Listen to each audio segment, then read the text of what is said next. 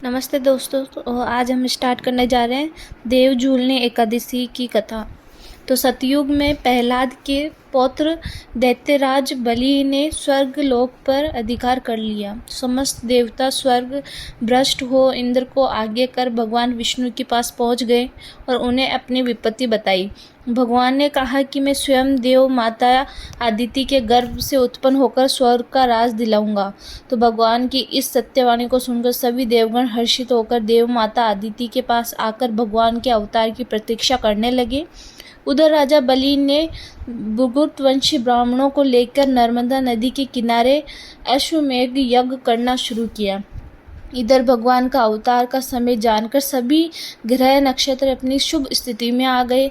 आकाश में शंख ढोल मृगत बजने लगे और इस प्रकार अजन्मा भगवान श्री हरि का भाद्रपद मास की शुक्ल पक्ष में द्वादशी को वामन अवतार हुआ। भगवान ने सुना कि बलि जब यज्ञ कर रहे हैं तो वे बाल ब्रह्मचारी के वेश में बलि की यज्ञशाला में पहुँचे।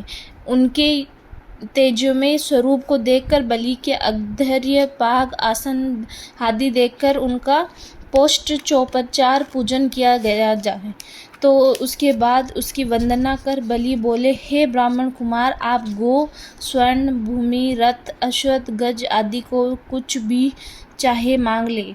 वामन भगवान ने कहा कि हे देवेंद्र, आप प्रहलाद वंश के हैं और मुख ही मांगी वस्तु देने में श्रेष्ठ है, इसलिए मैं आपसे हाथ थोड़ी सी पृथ्वी केवल चरणों में 3 चरण मांगता हूँ।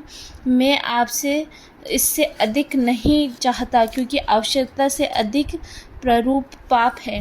भगवान की बात सुनकर बलि ने हंसते हुए कहा कि अच्छी बात है, जितनी तुम्हारी इच्छा हो उतनी ही ले लो।